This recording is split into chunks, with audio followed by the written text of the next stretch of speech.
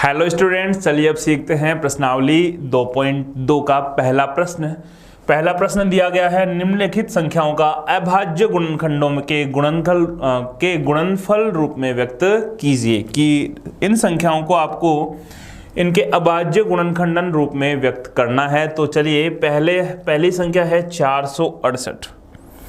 तो देखिएगा बच्चों, 468 के हम अभाज्य गुणनखंड करते हैं। तो ये तो हम बहुत बचपन से करते आ रहे हैं। 468 के अभाज्य गुणनखंड करने हैं तो सबसे पहले देखेंगे सम संख्या है तो 2 का भाग लगाया, 2 3 4। फिर से सम संख्या है 2 का भाग चला जाएगा, यहाँ 1 1 और 7, ये 117 आ गया बच्चों। अब 117 में 3 का भाग जा रहा है बच्चों। अंकों का योग करके देखिए, अंकों का योग जो है वो 9 आ रहा है। तो 3 का भाग देंगे तो 3 तिया 9, 2 बच गया, 3 नाम 27। फिर से 3 का भाग चला जाएगा, 13 तिया 39 और फिर 13 का भाग जाएगा तो कितना आएगा बच्चों 1। आपको कोशिश ये करनी है कि सभी अभाज्य गुणनखंडों को आपको क्रम से लिखना, क्रम से करें, 2 3 5 7, ठीक है। तो ये अच्छा रहेगा आपके लिए भी और कन्फ्यूजन भी नहीं होगा। तो 468 को गुणनखंडन रूप में लिखना है, अभाज्य गुणनखंडों के रूप में। तो 2 गुणा 2, 3 गुणा 3 और 13। तो आप इसको लिख सकते हैं 2 की घात 2 गुणा 3 की घात 2 और गुणा 13। ठीक है बच्चों, 2 2 बार आया है इसलिए 2 की घात 2 लिख दी है। 3 3 बार आया है, आप इसको इस प्रकार भी लिख सकते हैं 2 गुणा 2 गुणा 3 और गुणा 13। दोनों बातें एक ही हैं। चलते हैं, इसी में अगला है 945। तो 945 का अभाज्य गुणनखंड करते हैं बच्चों सेकंड। 945, अब देखिएगा बच्चों, सबसे पहले इसमें हम देखेंगे क्या यह सम संख्या है, क्या 2 से विभाज्य है। तो ये 2 से विभाज्य नहीं है।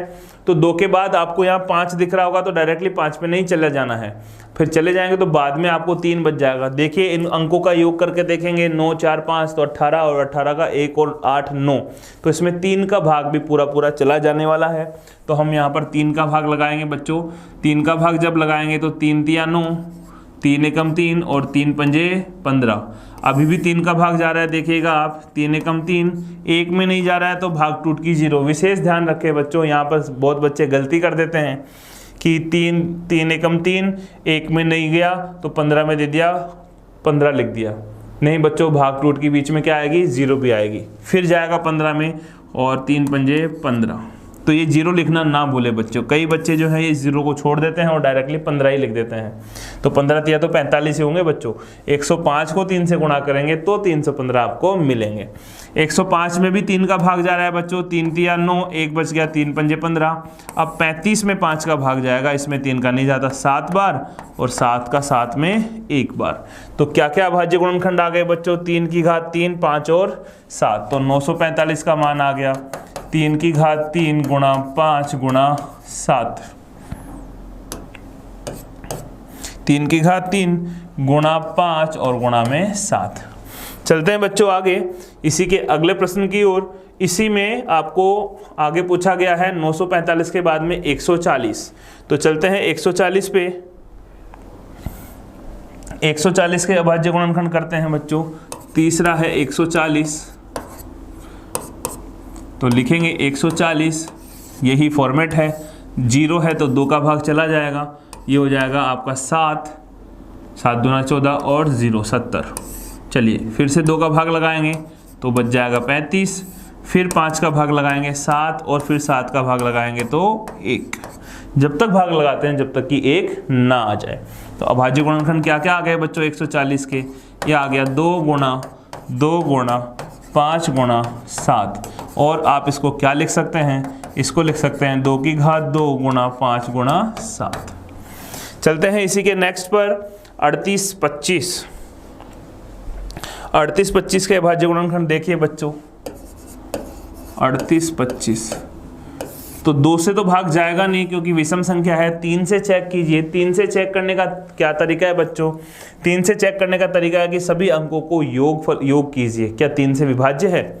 तो 8 और 3 11 और 2 13, 13 और 5 18, 18 में 3 का भाग जाता है तो इसमें भी 3 का भाग जाएगा। 3 का भाग लगा दीजिए। 3 एकम 3, 8 में देंगे तो 3 दूना 6, 2 बच गया 22, 3 संते 21, 1 बचेगा, 3 पंजे 15। क्या फिर से 3 का भाग जा रहा है? हाँ बच्चों बिल्कुल 3 का भाग जा रहा है। 3 चौक 12, 3 दूना 6 और 3 पंजे 15। देखिए 12 में 3 का भाग लगाया 4 बार गया, फिर 7 में लगाएंगे तो 2 बार चल जाएगा, 1 बच जाएगा और 1 बच जाएगा, 3 पंजे कितने हो जाएंगे? 15। 425 में क्या 3 का भाग जाने वाला है बच्चों?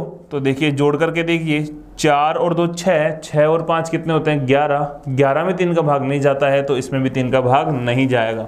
अब 5 दिख रहा है आपको, 3 के बाद में 5 से भाग लगाएंगे तो यहाँ पर हो जाएगा 8 पंजे 40, 2 बच गए 25, 85। फिर से 5 का भाग चला जाएगा बच्चों, 5 एकम 5, 3 बच गए और 5 संते 35। फिर 17 का भाग दे देंगे, 17 एकम 17, क्योंकि 17 कैसी संख्या है बच्चों? अभाज्य संख्या है। 17 में 17 का ही भाग जाएगा। तो 3825 के क्या अभाज्य गुणनखंड मिले हैं बच्चों? देखिए 3 कितनी बार आया? 2 बार। 5 कितनी बार आया? 2 बार। तो 3 की घात भी 2 हो गई, गुणा 5 की घात भी 2 हो गई और गुणा 17। या दूसरे तरीके से आप लिखना चाहें तो इसको 3 गुणा 3 गुणा 5 गुणा 5 और गुणा 17 भी आप इसको लिख सकते हैं। चलते हैं, इसी में 5वां प्रश्न पूछा गया है 20,570। चलिए बच्चों 20,570 के अभाज्य गुणन करते हैं। क्या आने वाला है? देखिए 0 है, 2 का भाग जाएगा तो ये 1 1 0, 2 दूना 4 17, 8 दूना 16 और 5। अब ये विषम संख्या आ गई है तो 3 से चेक कीजिए, 2 और 1 3, 8 और 5 13 और 3 16। 3 का भाग नहीं जा रहा है तो फिर हम 5 का भाग यहाँ पर लगाएंगे। 5 का भाग जब लगाएंगे बच्चों तो 10 में चला जाएगा 2 बार, फिर 2 में नहीं जाता है तो भाग टूट की 0। 28 में देंगे 55 25, 3 बच गया और 5 संते 3 बचेगा, 5 संते 35। तो यहाँ बच जाएगा 2057। ठीक है बच्चों, अब 2057 में 5 का भाग भी नहीं जा रहा है। 5 के बाद हम चेक करेंगे क्या इसमें 7 का भाग जा रहा है बच्चों। 7 का भाग देखते हैं। 7 का भाजकता का नियम ये होता है कि 7 जो है, जैसे 2057 है बच्चों, 7 का भाजकता का नियम सीख लें तो अंतिम अंक जो है उसको 2 गुना करके घटा लें। तो 205 में से 14 घटाएंगे तो ये बच जाएगा 191।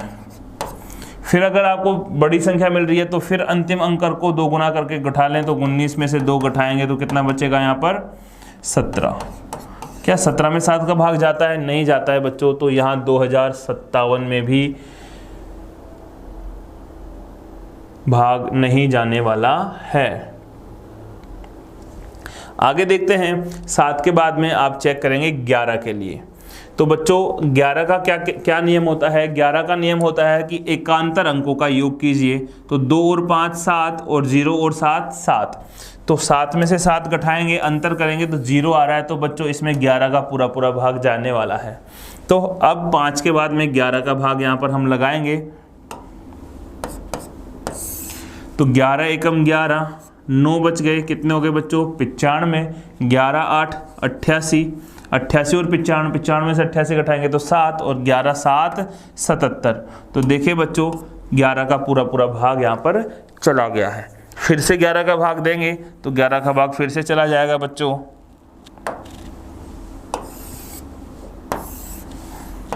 11 एकम 11, 7 बचेगा, 11 7 77 और अब 17 में 17 का ही भाग जाएगा एक बार। तो देखिए बच्चों 20,570 के हमने बड़ी ही आसानी से अभाज्य गुणनखंड कर लिए हैं। 2 गुणा 5 गुणा 11 गुणा 11 और गुणा 17। तो ये थे अभाज्य गुणनखंड करने का तरीका। आप किन्हीं भी संख्याओं को अभाज्य संख्याओं के क्रम से अगर भाग लगाते जाएंगे तो ज़्यादा समस्याएं नहीं आएंगी। क्रम का अवश्य ध्यान रखें बच्चों। आप 2 के बाद 3, 3 के बाद 5, फिर 7, फिर 11, फिर 13, फिर 17, फिर 19, फिर 23, इस प्रकार से जब भाग लगाएंगे तो आप आसानी से भाग ज्ञात कर सकते हैं। और 11 तक के भाजकता के नियम सबको पता होने ही चाहिए। चलते हैं अब अगले प्रश्न की ओर। अब देखते हैं प्रश्न संख्या 2। दूसरा प्रश्न आपको कह रहा है कि पूर्णांकों के निम्नलिखित युग्मों का महत्तम समापवर्तक यानी HCF और लघुत्तम समापवर्तक यानी LCM ज्ञात कीजिए और सत्यापित कीजिए कि LCM और HCF का गुणनफल जो है पूर्णांकों के गुणनफल के बराबर होता है। ठीक है बच्चों, तो सबसे पहले आपको दिया गया है 96 और 404 और आपको LCM और HCF दोनों ज्ञात करने हैं, इसलिए हम यहाँ पर जो विधि काम में लेने वाले हैं उसका नाम है गुणनखंड विधि, अभाज्य गुणनखंड विधि। तो चलिए शुरू करते हैं सबसे पहले 96 और 404 से। पहला प्रश्न दिया गया है आपको इसमें 96 और 404। तो सबसे पहले 96 और 404 के अभाज्य गुणनखंड कर लेते हैं बच्चों। तो 96 के अभाज्य गुणनखंड कीजिए, 2 से भाग लगाया, 2 चौके 8 और 8 दूना 16, 48। फिर से 2 का भाग लगाएंगे तो ये आ जाएगा 24, फिर से 2 का भाग लगाएंगे 12, फिर से 2 का भाग लगाएंगे 6,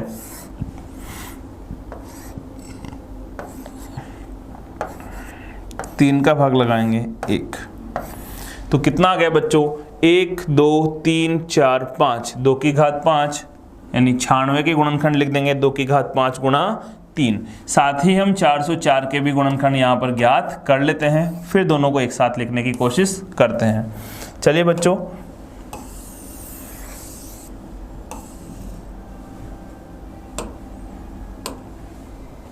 चार सौ चार में भी सबसे पहले 2 का भाग लगाएंगे तो ये बनेगा 202, फिर 2 का भाग लगाएंगे तो ये बनेगा 101।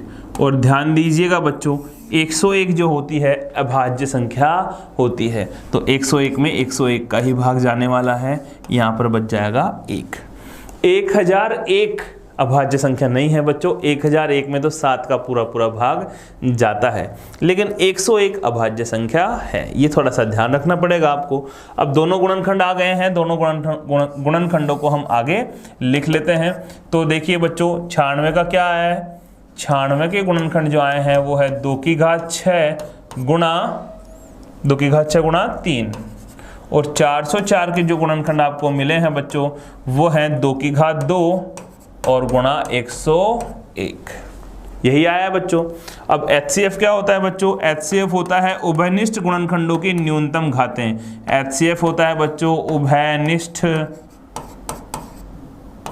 फिर से याद कर लें, उभयनिष्ठ गुणनखंडों की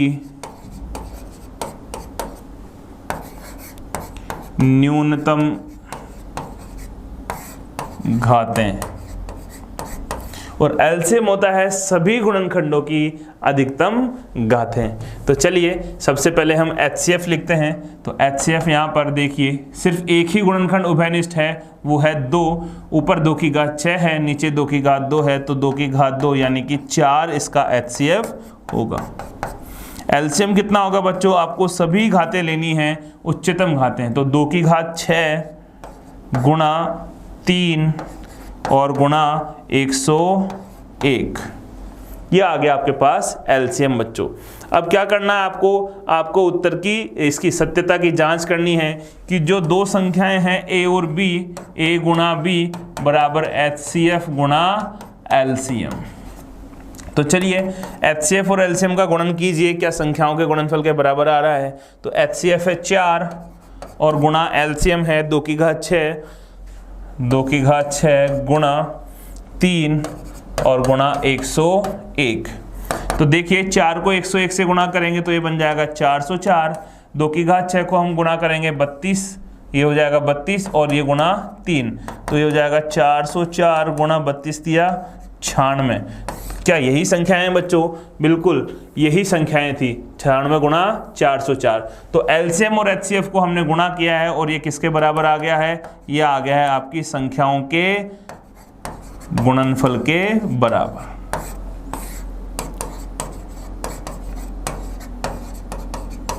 तो यहां से आपकी सत्यता की जांच भी हो गई है कि LCM और HCF का जो गुणनफल होता है, देखिए वो पूर्णांकों के गुणनफल के बराबर होता है। चलते हैं इसी के सेकंड प्रश्न की ओर। 336 और 54 के अभाज्य गुणनखंड करते हैं और देखते हैं क्या आने वाला है। तो 2 संख्याएं आपको दी गई हैं सेकंड में, 336 और 54। क्या यही दी गई है बच्चों? चेक कीजिए 336 और 54। सबसे पहले 54 के हम अभाज्य गुणनखंड कर लेते हैं। 2 27 और 27 में 3 का 3 बार भाग चला जाएगा, 9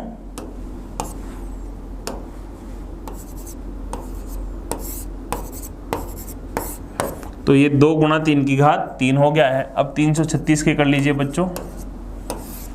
2 का भाग लगाएंगे, 2 एकम 2, 1 आगे जाएगा 13, 2 छके 12, फिर 1 आगे जाएगा 8 दूना 16, फिर 2 का भाग लगाएंगे, 8 दूना 16 और 4 दूना 8 84, फिर 2 का भाग जाएगा, यहाँ 4 और यहाँ 2। ठीक है बच्चों, अब देखिए फिर से 2 का भाग लगाएंगे तो यह आ जाएगा 21। अब 3 का भाग जाएगा 7 बार और 7 का भाग 1 बार। चलिए अभाज्य गुणनखंड लिख लेते हैं। 54 के अभाज्य गुणनखंड कितने आए बच्चों? 2 गुणा 3 की घात 3। और 336 के अभाज्य गुणनखंड आए हैं बच्चों 2 की घात 1 2 3 4, 3 और 7, 2 की घात 4 गुणा 3 गुणा 7। HCF बोलिए, HCF क्या होता है बच्चों? HCF होता है उभयनिष्ठ गुणनखंडों की न्यूनतम घातें। तो उभयनिष्ठ गुणनखंड क्या है बच्चों? यहाँ पर सिर्फ 2 और 3। न्यूनतम घातें देखेंगे तो यहाँ पर 2 की घात 1 और यहाँ 3 की घात 1 है, यहाँ 3 की घात है तो 3 की घात भी 1। एक एक घात को गुणा करेंगे तो 3 दूना कितना आ गया बच्चों? 6। यानी इन दोनों का जो एलसीएम होगा वो तो होगा 6। HCF होगा बच्चों, सॉरी एलसीएम की बात करते हैं तो यहाँ पर सभी गुणनखंड की उच्चतम घातें लेनी है। तो 2 की घात कितना आ जाएगा यहाँ पर उच्चतम घात? 4। 3 की घात उच्चतम कितनी है बच्चों? यहाँ और यहाँ में कंपैरिजन करेंगे तो 3 और साथ में 7 भी आपको मिलेगा, तो गुणा में 7। अब आपको सत्यता की जांच करनी है कि क्या HCF और LCM का मान संख्याओं के गुणनफल के बराबर है। तो हम कर लेते हैं जांच। जांच के लिए हम लिखेंगे HCF गुणा LCM। HCF कितना है बच्चों? 6 गुणा LCM आया है 2 की घात 4 गुणा 3 की घात 3 और गुणा 7। देखिए बच्चों थोड़ा सा एडजस्ट करेंगे आप इसको, तो 6 को हम लिख देंगे 2 गुणा 3 गुणा 2 की घात 4 कितना हो जाएगा बच्चों? 2 की घात 4 हो जाएगा आपके पास 16, 3 की घात 3 हो जाएगा 27 और गुणा में 7। देखो जब 27 को 2 से गुणा करेंगे तो ये तो हो गया 54, 27 दूना 54, 16 तिया 48 और 48 को 7 से गुणा करेंगे तो आपको मिलेगा 336। देखिए HCF और LCM का गुणनफल संख्याओं के गुणनफल के बराबर आ गया है, इसलिए ये सत्य है कि 2 संख्याओं का HCF और LCM का गुणनफल उन दोनों संख्याओं के गुणनफल के बराबर होता है। ध्यान दें विशेष बात कि यह सिर्फ 2 संख्याओं के लिए ही लागू है। अगर यहाँ 3 संख्याओं का HCF और LCM लेते तो ये नियम वहां पर सत्य नहीं हो सकता है। चलते हैं इसी के अगले प्रश्न पर।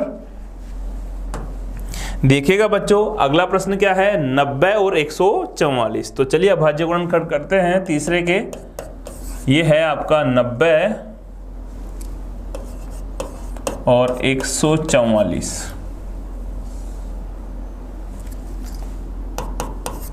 तो 90 के अभाज्य गुणनखंड जब आप करेंगे बच्चों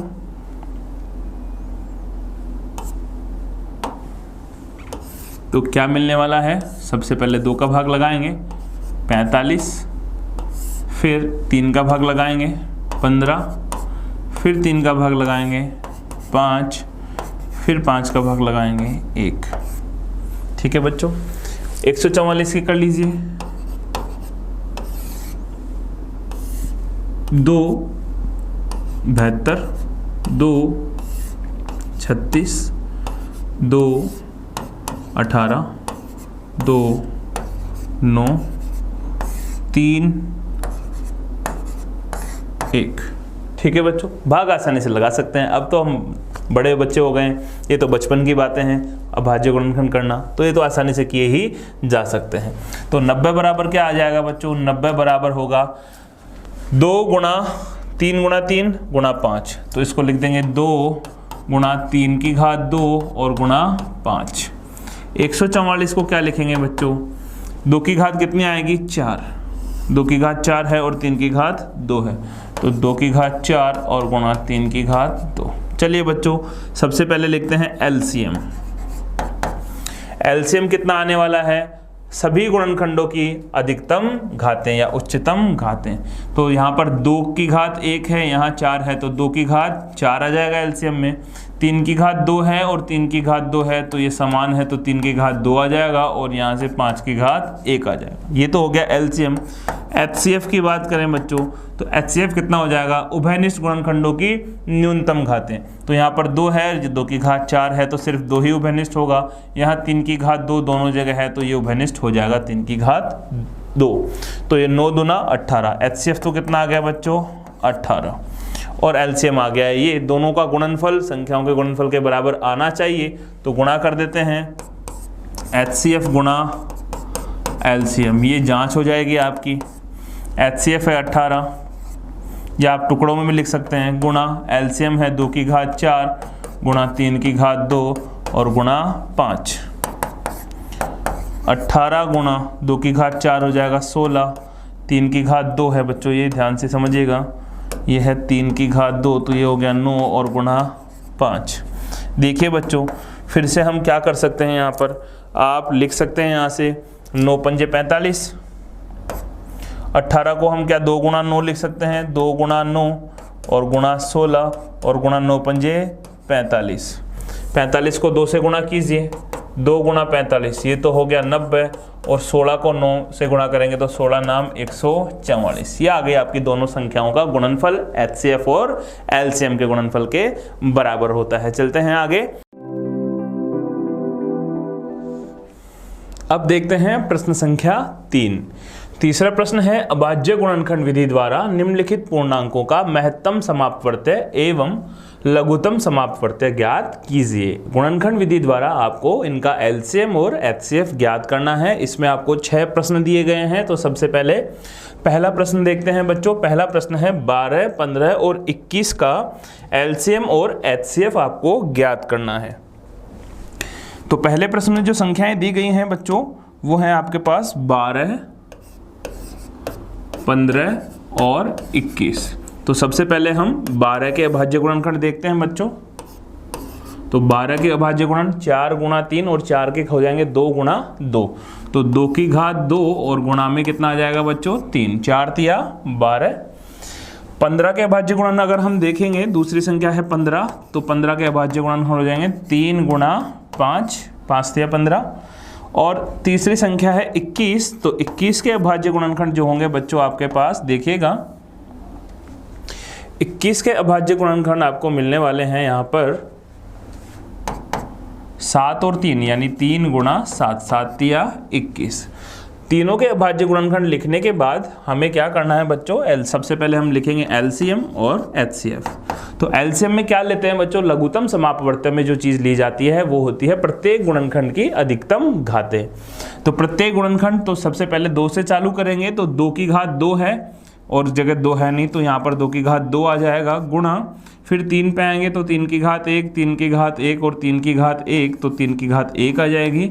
5 की घात भी 1 है और 7 भी 1 बार है।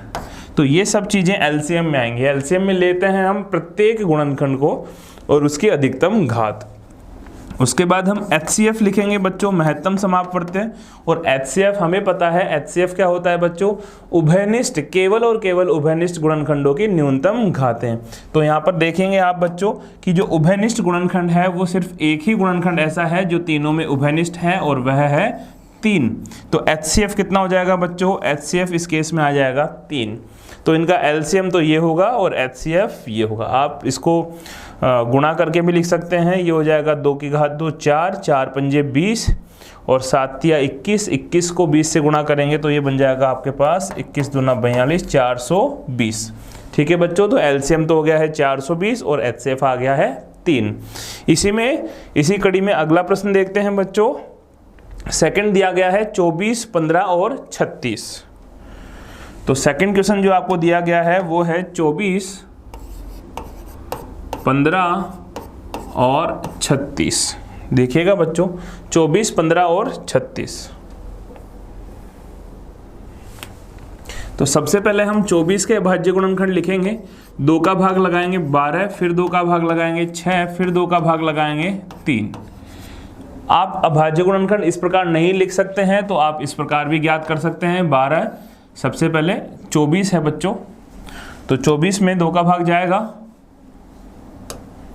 हम लिखेंगे 24, 2 का भाग लगाया 12 बार गया, फिर से 2 का भाग लगाया 6 बार गया, फिर से 2 का भाग लगाया 3 बार गया, और 3 का भाग लगाएंगे तो 1 बार। तो यही हमने लिखा है 2 गुणा 2 गुणा 2 गुणा 3।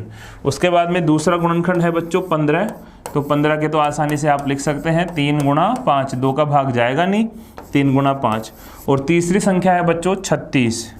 अब 36 के अभाज्य गुणनखंड इस प्रकार भी लिख सकते हैं, और 36 6 का वर्ग होता है, और 6 का वर्ग मतलब 2 गुणा 3 का वर्ग। तो यहाँ पर जो गुणनखंड आएंगे वो आएंगे 2 गुणा 2 गुणा 3 गुणा 3। देखिए बच्चों 36 के अभाज्य गुणनखंड आपको लिखने हैं, तो फिर से यही विधि है। सबसे पहले 2 का भाग लगाएंगे 18, फिर 2 का भाग लगाएंगे 9, 3 का भाग 3 और 3 का भाग लगाया 1। तो 2 गुणा 2 और 3 गुणा 3। देखिए बच्चों आप इनको घातों के रूप में भी लिख सकते हैं। यहाँ पर हम 2 की घात 3 गुणा 3 लिख सकते हैं, यहाँ पर आप 2 की घात 2 और 3 की घात 2 भी लिख सकते हैं, एक ही बात है। उसके बाद आपको लिखना है HCF और LCM इन दोनों संख्याओं का बच्चों। तो देखिएगा HCF और LCM किस प्रकार से लिखा जाएगा। HCF में हम क्या लिखते हैं बच्चों, केवल और केवल उभयनिष्ठ गुणनखंड। तो उभयनिष्ठ गुणनखंड देखिएगा क्या क्या है।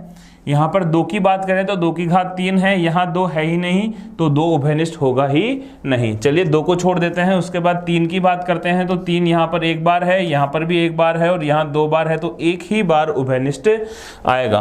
तो HCF में 3 आ गया है बच्चों। उसके बाद 5 यहाँ है, लेकिन यहाँ दोनों जगह 5 नहीं है, तो इसके अलावा कुछ भी उभयनिष्ठ नहीं है। इसका मतलब आपके पास सिर्फ जो HCF होगा वो 3 आएगा। अब हम LCM की बात करते हैं बच्चों। तो LCM क्या आने वाला है देखिएगा।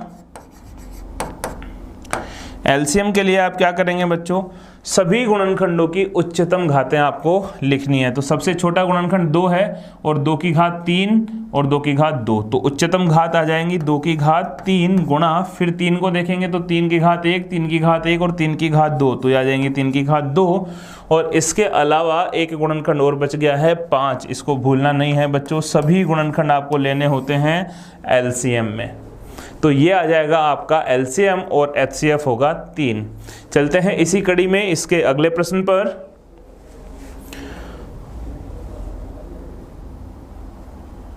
तीसरा प्रश्न है इसी में 17, 23 और 29। तो देखिए बच्चों इसका तो यहीं पर हम हल कर देते हैं, क्योंकि तीनों अभाज्य संख्याएं हैं बच्चों। ध्यान देंगे 17 के अभाज्य गुणनखंड 17 ही होने वाले हैं,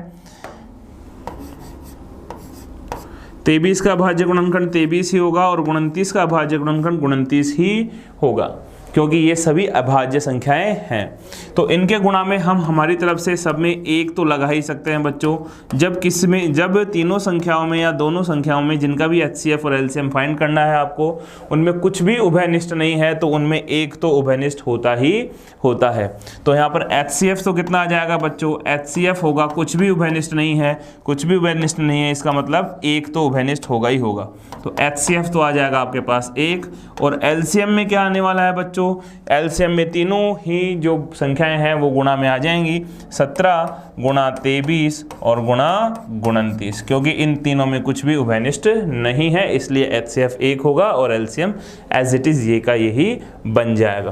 तो ये था आपका तीसरा प्रश्न। अब देखते हैं इसी में चौथा प्रश्न। 6, 72 और 120 का अभाज्य गुणनखंड विधि से HCF और LCM ज्ञात करते हैं। तो सबसे पहले आपके पास संख्याएं जो हैं वो बच्चों ये हैं 6, 72 और 120। 6, 72 और 120। तो 6 के अभाज्य गुणनखंड आसानी से हो जाएंगे 2 गुणा 3। अब आपको 72 के अभाज्य गुणनखंड लिखने हैं, तो सबसे पहले आप 72 के अभाज्य गुणनखंड कीजिए। 2 से भाग लगाएंगे 36, 2 से भाग लगाया 18, फिर 2 से भाग लगाया 9, और 3 का भाग चला जाएगा 2 बार। तो 2 की घात 3 और 3 की घात 2, ये हो गया 2 की घात 3 और 3 की घात 2, 9 × 72। उसके बाद आपको 120 के अभाज्य गुणनखंड लिखने हैं बच्चों। तो चलिए 120 के अभाज्य गुणनखंड कर लेते हैं। यहाँ पर 120, 2, 60, 2 का भाग लगाया 30, फिर से 2 का भाग लगाया 15, 3 का भाग लगाया 5, 5 का भाग लगाया 1। तो 2 की घात 3, 3 और 5, 2 की घात 3 गुणा 3 गुणा 5। तो ये आ गए हैं बच्चों आपके पास तीनों संख्याओं के अभाज्य गुणनखंड 6, 72 और 120 का। तो सबसे पहले हम HCF लिख देते हैं, जो कॉमन है, हमें पता भी लग जाएगा कि क्या क्या उभयनिष्ठ है। तो HCF बच्चों देखिए क्या होता है, उभयनिष्ठ गुणनखंडों की न्यूनतम घातों को ही हम HCF कहते हैं। तो यहाँ क्या क्या उभयनिष्ठ है बच्चों, देखो 2 की घात 1, 3 और 3, तो 2 की घात 1 उभयनिष्ठ होगा, तो HCF में एक तो आ जाएगा 2 की घात 1 गुणा, अब 3 की घात 1 है, 2 है और 1 है, तो 3 की घात 1 जो है वो तीनों जगह कॉमन आ रही है, तो 3 की घात 1 आ गई है, 5 इन दोनों में नहीं है तो कॉमन नहीं आएगा, तो 3 दूना कितना हो गया बच्चों 6। तो इनका HCF तो कितना हो जाएगा बच्चों 6। अगर हम LCM की बात करें बच्चों, ध्यान दीजिएगा, अगर हम LCM की बात करें तो LCM में क्या क्या आने वाला है, प्रत्येक गुणनखंड की अधिकतम घातें। तो 2 की बात करें तो 2 की घात 3 है अधिकतम, गुणा 3 की घात 2 है अधिकतम, और गुणा में क्या बच गया 5। तो ये जो होगा आपका 2 की घात 3, 3 की घात 2 और 5, 8, 8 पंजे 40, 40 को 9 से गुणा करेंगे तो 4 9 36, 360 जो है बच्चों आपका LCM आ जाएगा। इन सबको गुणा कर लीजिए, आपको 360 मिल जाएगा, और HCF कितना आएगा बच्चों 6 आने वाला है। तो ध्यान दीजिएगा, हम बिल्कुल आसान तरीके से अभाज्य गुणनखंड से HCF और LCM ज्ञात कर सकते हैं। इसी कड़ी में आगे चलते हैं अगले प्रश्न पर। चौथे के बाद में इसी में 5वां और 6ठा प्रश्न दिया गया है। 5वां है 40, 36 और 126, 40, 36 और 126। तो देखिएगा बच्चों 40, 36 और 126 के अभाज्य गुणनखंड 40,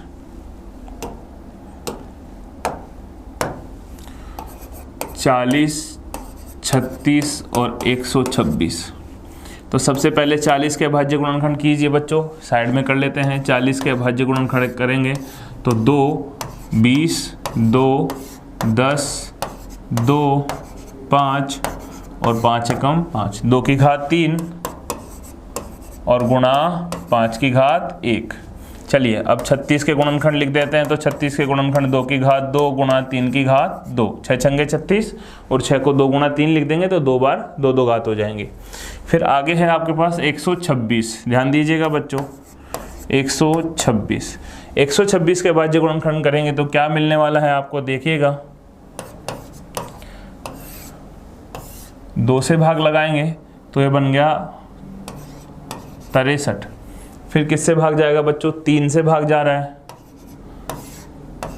21, फिर 3 से भाग जाएगा 7, और फिर 7 से भाग गया एक बार। तो बच्चों 126 के अभाज्य गुणनखंड आ गए हैं 2 गुणा 3 की घात 2 गुणा 7। चलिए HCF और LCM लिखते हैं बच्चों इन तीनों का। तो क्या आने वाला है, HCF में आएंगे आपके पास उभयनिष्ठ घातें। उभयनिष्ठ घातों में कौन कौन मिलने वाला है बच्चों, आपको देखिएगा 40 में 2 की घात 3 है, 36 में 2 की घात 2 है, और 126 में 2 की घात 1 है। तो उभयनिष्ठ सिर्फ एक ही आया है, 2 की घात 1। न्यूनतम घात लेते हैं HCF में। देखिएगा आगे क्या आने वाला है, आगे आ रहा है बच्चों देखिए 3 की घात। तो देखिए 40 में 3 है ही नहीं, तो हम ले भी नहीं सकते इसको। उसके बाद 3 नहीं आएगा, 5 भी नहीं आएगा, और 7 भी उभयनिष्ठ नहीं आएगा। तो एक ही संख्या उभयनिष्ठ आई है, वो है 2 की घात 1। अर्थात इन तीनों में जो अभाज्य गुणनखंड होगा बच्चों वो होगा 2 की घात 1 यानी कि 2। तो HCF तो आ गया आपके पास 2। अगर हम LCM की बात करें बच्चों, अगर हम LCM की बात करें तो क्या आएगा, देखिएगा LCM देखिए बच्चों क्या आने वाला है, प्रत्येक गुणनखंड की अधिकतम घातें। तो 2 की घात कितनी आ रही है अधिकतम, 2 की घात 3 गुणा 3 की घात 2 2 और कुछ नहीं है तो 3 की घात 2, उसके बाद 5 की घात 1 है, और 7 की घात भी 1 है। तो ये सब कुछ आने वाला है आपके LCM में। इनको गुणा कर लेंगे और LCM का मान लिख देंगे। तो ये था आपका 5वां प्रश्न। इसी में 6ठा प्रश्न देखते हैं 8, 9 और 125। देखिएगा बच्चों, 8, 9 और 125 के अभाज्य गुणनखंड लिखते हैं सबसे पहले। तो सबसे पहले 8 के अभाज्य गुणनखंड लिखेंगे, हो जाएगा 2 की घात 3। 9 के अभाज्य गुणनखंड लिखेंगे तो हो जाएगा 3 की घात 2। और 125 के अभाज्य गुणनखंड लिखेंगे तो हो जाएगा 5 की घात 3। बड़े आसान है, सभी 125 को हम 5 की घात 3 लिख सकते हैं। तो यहाँ से अगर HCF आपको ज्ञात करना हो बच्चों, तो यहाँ पर कुछ भी उभयनिष्ठ नहीं है। तो जब कुछ भी उभयनिष्ठ नहीं होता तो HCF कितना होता, 1 होता है बच्चों, क्योंकि 1 तो हम सबके गुणा में लिख ही सकते हैं। अब LCM की अगर बात करें तो सब कुछ ही LCM में आने वाला है। प्रत्येक गुणनखंड की अधिकतम घातें, तो 2 की घात 3, 3 की घात 2, 2 की घात 3 गुणा 3 की घात 2 गुणा 5 की घात 3। तो ये हो जाएगा आपका LCM। और HCF यहाँ पर होने वाला है 1। तो याद रखिएगा बच्चों, अगर कोई भी अभाज्य गुणनखंड उभयनिष्ठ नहीं आ रहा है तो उन संख्याओं का महत्तम समापवर्तक 1 होता है। चलते हैं अगले प्रश्न की ओर। देखिएगा बच्चों, प्रश्न संख्या 4 है कि किसी खेल के मैदान के एक वृत्ताकार पथ पर मैदान का एक चक्कर पूरा करने में रमन को कितना है बच्चों, यहाँ 18 मिनट लगते हैं, जबकि इसी वृत्ताकार पथ पर मैदान का एक चक्कर पूरा करने में अनुप्रिया को 12 मिनट लगते हैं। ध्यान दीजिएगा बच्चों, रमन को 18 मिनट लग रहे हैं और अनुप्रिया को 12 मिनट लग रहे हैं। माना कि दोनों एक ही स्थान से एक ही समय पर प्रारंभ हो रहे हैं, चलना प्रारंभ करते हैं, एक ही दिशा में चलते हैं, तो बताइए कि कितने समय बाद दोनों पुनः प्रारंभिक स्थान पर मिलेंगे। एक वृत्ताकार मार्ग पर दो बच्चों कितने बच्चे, 2, एक का नाम है रमन और एक का नाम है अनुप्रिया। ये रमन हो गया और ये जो है आपकी अनुप्रिया हो गई। अनुप्रिया और रमन दोनों अलग अलग 2 बच्चे हैं, एक ही स्थान से चलना प्रारंभ करते हैं, एक ही समय पर चलना प्रारंभ करते हैं। रमन अपना एक चक्कर 18 मिनट में और अनुप्रिया अपना एक चक्कर 12 मिनट में एक ही दिशा में चलना प्रारंभ करते हैं। तो पुनः उसी स्थान पर वापस कब मिलेंगे बच्चों? 18 मिनट में ये एक चक्कर पूरा करेगा, जबकि ये 12 मिनट में कर लेगी। तो ये जब 18 मिनट पूरे होंगे तो कहीं आगे निकल चुकी होगी। तो वह न्यूनतम समय आपको ज्ञात करना है बच्चों, न्यूनतम समय जब ये वापस पुनः उसी स्थान पर मिलेंगे। और न्यूनतम के लिए हमेशा LCM ज्ञात किया जाता है। तो इसका बहुत आसान सा हल है कि हमें क्या ज्ञात करना है बच्चों, हमें LCM ज्ञात करना है 12 और 18 का। तो चलिए बच्चों, 12 और 18 का LCM ज्ञात करने के लिए इनके अभाज्य गुणनखंड लिख देते हैं। 2 की घात 2 गुणा 3 और 18 के अभाज्य गुणनखंड हो जाएंगे 2 गुणा 3 की घात 2। इन दोनों का जब हम LCM ज्ञात करेंगे तो बच्चों क्या मिलेगा आपको, इनका LCM आने वाला है 36। देखिए, प्रत्येक गुणनखंड की अधिकतम घात 2 की घात 2 यानी कि 4 और 3 की घात 2 यानी कि 9 और 4 नाम कितना हो गया 36। तो LCM कितना होगा बच्चों दोनों का, 12 और 18 का LCM आएगा 36। मतलब 36 वह समय है जब ये दोनों पुनः इसी स्थान पर वापस मिलेंगे। कैसे मिलेंगे बच्चों, थोड़ा सा ध्यान दीजिएगा। 36 मिनट बाद जो 18 यानी रमन जो है 18 मिनट में एक चक्कर पूरा लगाता है, तो 36 मिनट में इसके कितने चक्कर हो जाएंगे बच्चों? रमन जो है ये R जो है ये 36 मिनट में 2 चक्कर पूरे लगा चुका होगा। देखिएगा बच्चों, ये एक चक्कर 18 मिनट में और ये दूसरा चक्कर भी 18 मिनट में, तो 36 मिनट में यहाँ पर आ जाएगा पुनः उसी स्थान पर। लेकिन 36 मिनट में अनुप्रिया जो है, चूंकि एक चक्कर 12 मिनट में लगा रही है, तो ये 36 मिनट में 3 चक्कर लगा चुकी होगी। बच्चों कितने चक्कर लगा चुकी होगी? 3, और फिर से उसी स्थान पर। तो 12 तिया 36 और 18 दूना 36। तो एक जना 2 चक्कर लगाएगा और एक जना तीसरा चक्कर लगाएगा, तब जाकर के पुनः उसी स्थान पर वो 36 मिनट बाद मिल जाएंगे। कितने मिनट बाद मिल जाएंगे बच्चों? 36 मिनट बाद। आपको ज्ञात करना था कि वह न्यूनतम समय ज्ञात कीजिए, वह समय कितने समय बाद, वो न्यूनतम समय बताना है। न्यूनतम का मतलब आपको LCM ज्ञात करना है।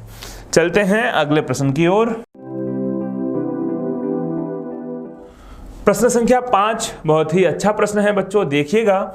एक संगोष्ठी में हिंदी, अंग्रेजी और गणित में भाग लेने वाले प्रतिभागियों की संख्या क्रमशः 60, 84 और 108 है। यदि प्रत्येक कमरे में बराबर संख्या में एक ही विषय के प्रतिभागी बिठाए जा रहे हैं, ये लाइन बहुत इंपॉर्टेंट है बच्चों, प्रत्येक कमरे में बराबर संख्या में एक ही विषय के प्रतिभागी बिठाए जाते हैं, तो आवश्यक न्यूनतम संख्या ज्ञात कीजिए। किसकी बच्चों? कमरों की न्यूनतम संख्या ज्ञात आपको करनी है।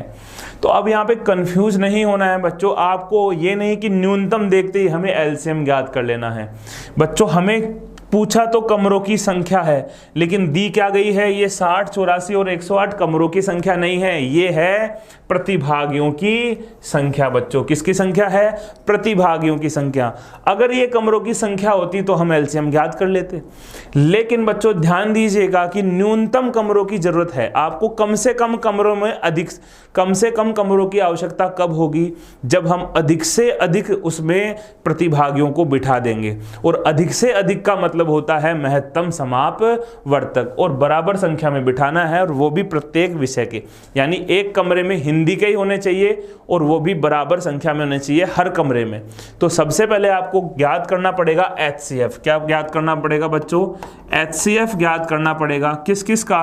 HCF ज्ञात करना आपको 60, 84 और 108 का। फिर हम देखेंगे कि 60 जो प्रतिभागी हैं उनके लिए कितने कमरों की आवश्यकता पड़ेगी अगर बराबर संख्या में बिठाएंगे, और 84 वालों के लिए कितनी आवश्यकता पड़ेगी, और 108 वालों के लिए कितनी आवश्यकता पड़ेगी। तो बच्चों HCF ज्ञात क्यों कर रहे हैं? इसके पीछे बड़ा रीजन ये है कि कमरों में जब हम अधिकतम प्रतिभागियों को बिठाएंगे तब हमें न्यूनतम कमरों की आवश्यकता होगी। कम से कम कमरे रखने के लिए हमें प्रतिभागियों की संख्या अधिक से अधिकतम उनमें बिठानी पड़ेगी। यही कॉन्सेप्ट लगा करके हम इसको हल करने वाले हैं। तो चलिए 60, 84 और 108 का एलसीएम ज्ञात करते हैं। 60, 84, 108। 60 के अभाज्य गुणनखंड लिखेंगे 2 गुणा 2 गुणा 3 और गुणा 5। 2 दूना 4 तिया 12 और 12 पंजे 60। ठीक है बच्चों। 84 के अभाज्य गुणनखंड लिखते हैं तो 2, 84 में 2 का भाग लगाएंगे तो आपको मिलेगा 42। 42 में फिर से 2 का भाग लगाएंगे 21, और ये हो जाएगा 3 गुणा 7 या 21। ठीक है बच्चों। अब उसके बाद हम 108 के गुणनखंड करते हैं बच्चों। तो 108 में जब 2 का भाग लगाएंगे तो मिलेगा 54। 54 में फिर से 2 का भाग लगाएंगे मिलेगा 27, और 27 का मतलब हो गया 3 की घात 3। अगर आपको इस प्रकार से गुणनखंड लिखने नहीं आते हैं तो आप इस प्रकार भी गुणनखंड ज्ञात कर सकते हैं कि 108 के अभाज्य गुणनखंड में 2 का भाग लगाया 54, 2 का भाग लगाया 27, 3 का भाग लगाया 9, 3 का भाग लगाया 3, और 3 एकम 3। देखो 2 गुणा 2, 3 गुणा 3 गुणा 3। इसी प्रकार आप 84 और 60 के अभाज्य गुणनखंड भी लिख सकते हैं। चलिए इतना लिखने के बाद हम इसका HCF ज्ञात करते हैं। HCF के लिए क्या लिखते हैं बच्चों? ध्यान दीजिएगा। HCF में हम देखते हैं प्रत्येक नहीं, उभयनिष्ठ गुणनखंडों की न्यूनतम घातें। जो उभयनिष्ठ है वही आपको लेना है। तो उभयनिष्ठ ढूंढिएगा बच्चों। सबसे पहले 2 की बात करें, 2 यहाँ पर भी 2 बार है, यहाँ पर भी 2 बार है, और यहाँ पर भी 2 बार है। तो 2 बार 2 कॉमन आ गया सब में। उभयनिष्ठ का मतलब है जो प्रत्येक में हो, और न्यूनतम बार यानी कम से कम 2-2 बार तो सब में है ही है। ठीक है बच्चों। अब अगर 3 की बात करें बच्चों तो 3 यहाँ 3 बार है, 1 बार है, 1 बार है, तो एक ही बार कॉमन आएगा 3। चूंकि यहाँ 3 बार है लेकिन यहाँ 1-1 बार है, तो एक ही बार उभयनिष्ठ आने वाला है। 5 और 7 इन दोनों में है, लेकिन बाकियों में उभयनिष्ठ नहीं है। तो ये आपके उभयनिष्ठ आ गए हैं 2 गुणा 2 गुणा 3। तो HCF कितना आ जाएगा बच्चों? 2 गुणा 2 गुणा 3। 2 दूना 4 तिया 12।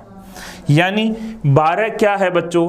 12 है प्रत्येक कमरे में, लिखेंगे प्रत्येक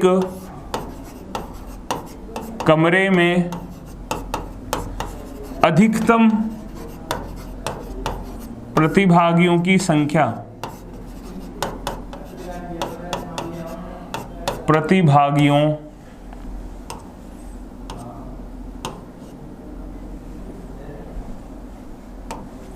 अधिकतम प्रतिभागियों की संख्या बराबर कितने होंगे बच्चों? 12। हम प्रत्येक कमरे में बराबर बराबर प्रतिभागी बिठाना चाहते हैं तो वो संख्या होगी 12। प्रत्येक विषय के एक ही कमरे में बिठाने हैं और समान विषय के बिठाने हैं तो वो 12 बच्चे, 12 प्रतिभागी आप हर कमरे में बिठा सकते हैं, तब आपको न्यूनतम कमरों की आवश्यकता होगी। तो बताइए हिंदी के कितने प्रतिभागी हैं बच्चों? हिंदी के हैं 60 प्रतिभागी। देखिएगा आगे हल, अभी हल हुआ नहीं है पूरा। हिंदी के प्रतिभागियों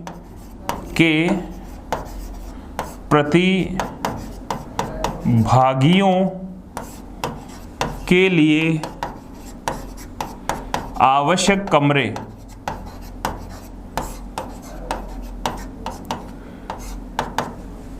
हिंदी के प्रतिभागियों के लिए आवश्यक कमरे किस प्रकार ज्ञात करेंगे? कुल प्रतिभागी हैं 60, एक कमरे में हम बिठा रहे हैं 12, तो 12 पंजे 60 यानी 5 कमरों की जरूरत पड़ेगी। बच्चों कितने कमरों की? 5 कमरों की जरूरत पड़ेगी हिंदी के प्रतिभागियों के लिए। इसी प्रकार अंग्रेजी के प्रतिभागियों के लिए आवश्यक कमरों की संख्या कितनी होगी बच्चों? अंग्रेजी के प्रतिभागी हैं 84 और एक में बिठाएंगे 12, तो 84 में हम भाग लगा देंगे 12 का, 12 संते 84 यानी 7 कमरों की जरूरत पड़ेगी जिसमें अंग्रेजी के प्रतिभागियों को बिठाना पड़ेगा। और इसी प्रकार आप लिखेंगे कि गणित के प्रतिभागियों के लिए आवश्यक कमरों की संख्या, तो गणित के प्रतिभागी हैं बच्चों आपके पास 108, प्रत्येक कमरे में हम अधिकतम बिठा सकते हैं 12 ताकि सभी विषय के समान समान बैठ सकें, और 12 नम्मे 108, तो गणित के लिए 9 कमरों की आवश्यकता पड़ेगी। गणित के प्रतिभागियों को बिठाने के लिए 9 कमरों की। तो कुल कमरे कितने हो गए बच्चों? कुल आवश्यक न्यूनतम कमरे, तो कुल न्यूनतम कमरों की कितनी जरूरत पड़ेगी? 5, 7 और 9, तो 5 + 7 + 9 16 और 5 21, तो कुल कमरे कितने आ गए बच्चों? 21 कमरों की जरूरत पड़ेगी। 21 कमरों की न्यूनतम आवश्यकता होगी ताकि हम प्रत्येक विषय के, हिंदी अंग्रेजी प्रत्येक विषय के प्रतिभागी प्रत्येक कमरे में बराबर संख्या में एक ही विषय के प्रतिभागियों को बिठा सकें। तो 12 एक कमरे में कितने आ गए बच्चों? 12। 60 हैं तो 5 कमरे ये हो गए, 84 हैं तो 7 कमरे हो गए और 9 कमरे इनके लिए, तो 7, 5 और 9, तो कितने हो गए बच्चों? 21 न्यूनतम कमरों की आवश्यकता आपको होने वाली है इन प्रतिभागियों को बराबर बराबर संख्या में बिठाने के लिए। तो ध्यान दीजिएगा बच्चों, हमने ज्ञात किया है पहले HCF, क्योंकि न्यूनतम कमरों के लिए अधिकतम प्रतिभागी उनमें बिठाने पड़ेंगे और हमें पता है अधिकतम के लिए हम हमेशा HCF ज्ञात करते हैं बच्चों। चलते हैं आगे।